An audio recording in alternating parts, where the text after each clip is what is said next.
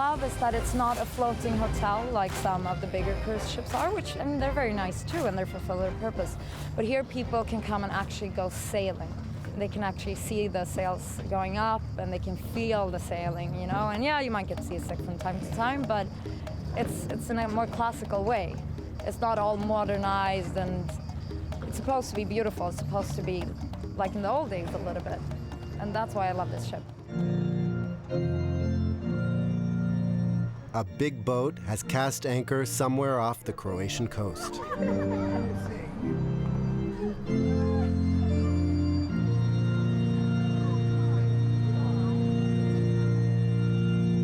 I myself, as a captain of the Royal Clipper, have the honor and pleasure to confirm here and now that those two persons, both dedicated and ambitious sailors, are exchanging those rings as a sign of truth and of love.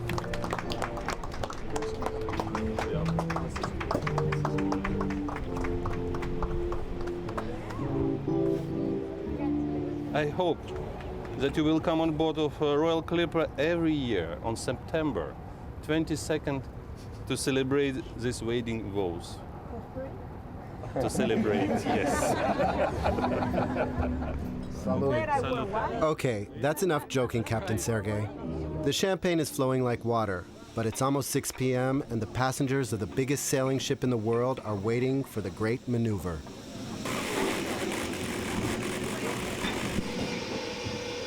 The sound of the background music is increasing gradually, indicating that the great adventure is about to begin. It's good wind, eh? You can sail at least.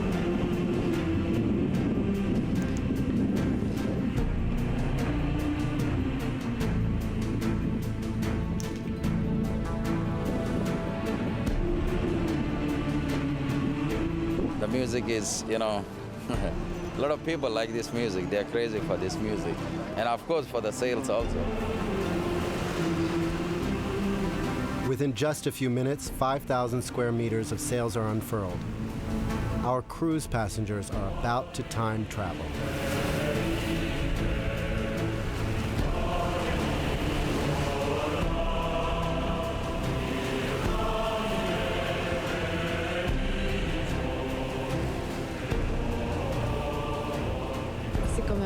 It's a lot nicer to be on a wooden boat rather than on these huge American boats, which are like floating cities. It's much more beautiful, isn't it?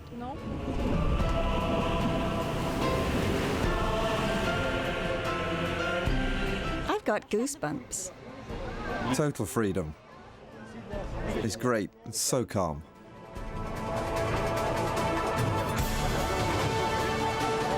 It's a dream come true.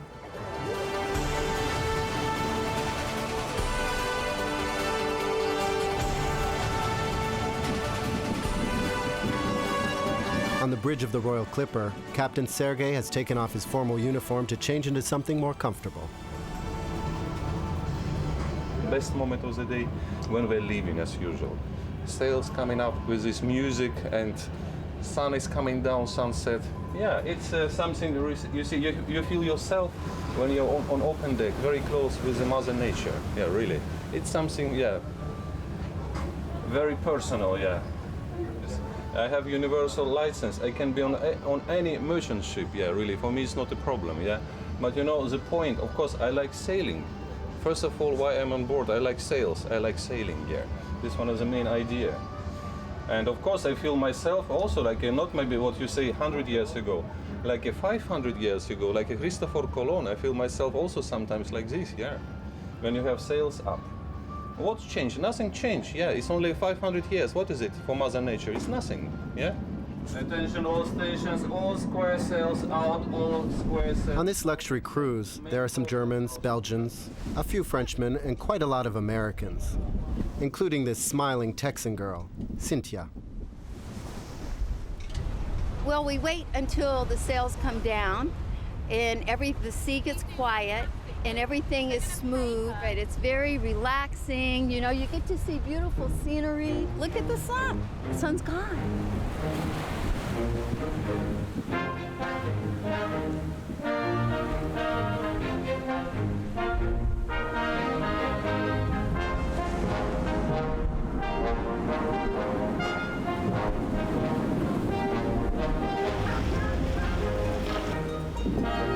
The man who had the idea of this new type of cruise is a Swedish ship owner, Michael Kraft.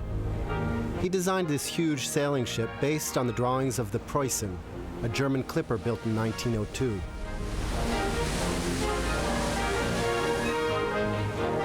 Michael Kraft has always been fascinated by the life of deep-sea sailors, these brave crews who in the 19th century crossed Cape Horn and the Cape of Good Hope, come hell or high water.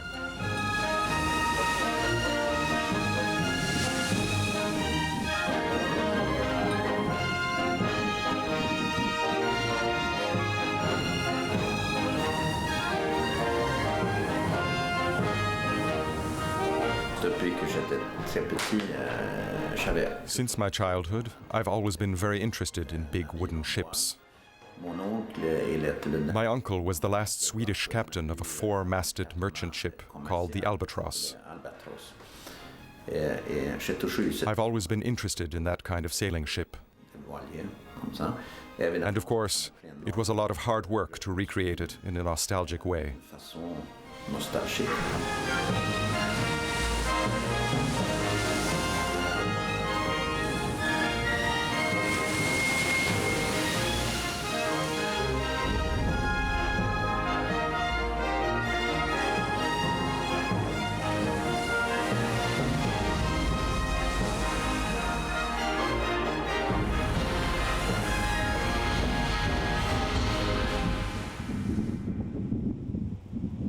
Nowadays on the Royal Clipper, no more hauling and pitching, but just enough physical activity to work off excess food and drink of the previous night. Okay, a little bit faster.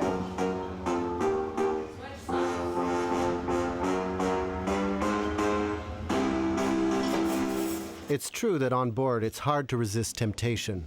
The meals are gigantic.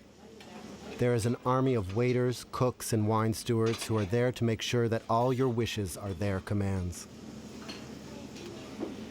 There are also 100 crew members, such as chambermaids, mechanics, masseurs, and fitness teachers. There is one crew member for every 2 passengers.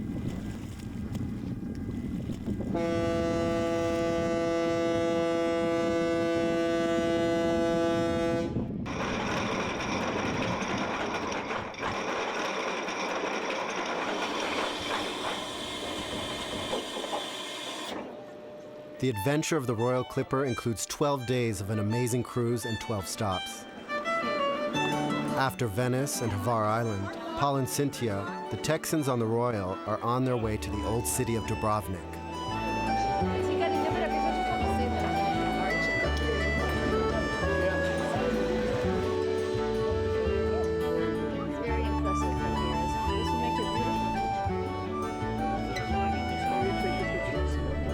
The Onassis of our generation today, right? Yes, absolutely. Well, you know, you feel like you're the wealth. You feel like you are special. You're unique because you're taking a trip on such a beautiful ship.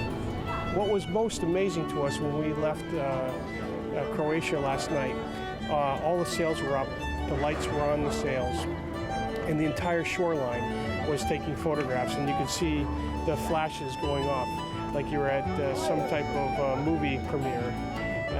And they were taking camera shots from all the way on top of the mountain where the castles were. And it was an amazing sight to see how many people were taking pictures from ashore. So we were impressed by that, very much so. We felt like celebrities, right? Yeah. Tom and Katie Cruise, that's what we felt like, right? I just don't look like Tom Cruise.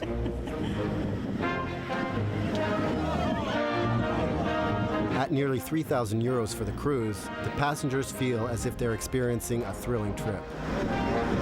As people are coming and going, we sneak into the restricted areas with Josephine in order to see what it's like behind the scenes.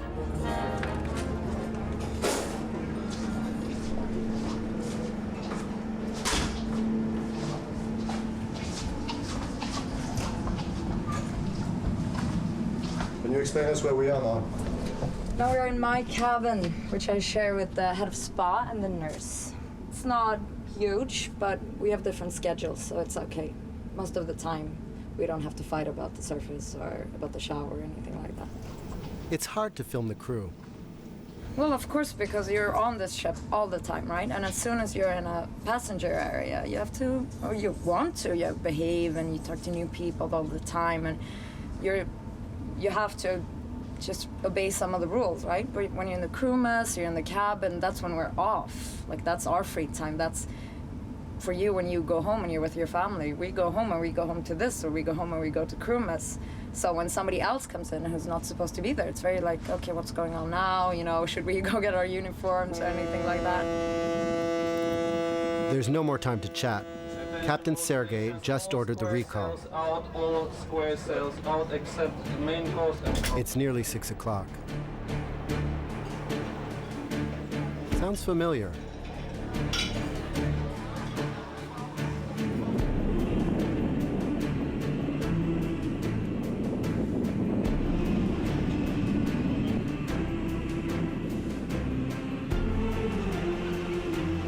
Just before the unfurling of the sails, Cynthia gets one last thrill.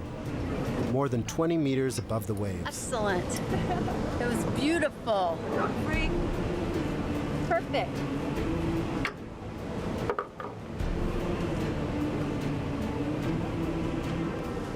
Quite impressive. Oh my God. You can see for miles.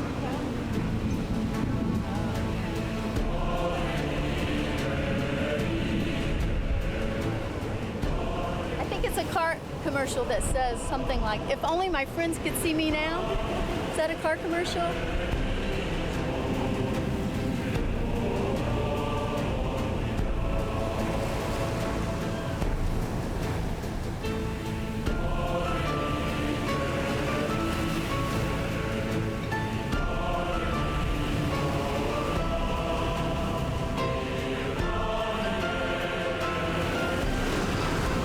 This time, the Royal Clipper and its 42 sails are heading for Sicily, where there is a gale warning.